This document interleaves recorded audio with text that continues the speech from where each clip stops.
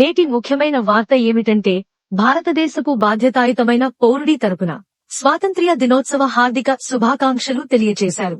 మేమే ఇండియన్స్, మేమే ఇండియన్స్, మేమే ఇండియన్స్, అరే మేమే ఇండియన్స్, మేమే ఇండియన్స్, మేమే ఇండియన్స్, మేమే ఇండియన్స్, మేమే.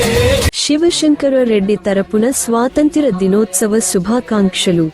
భారత భాగ్య విధాత పంజాబ్ సింధ్ గుజరాత్ మరాఠా ద్రావిడ ఉత్కళ వంగా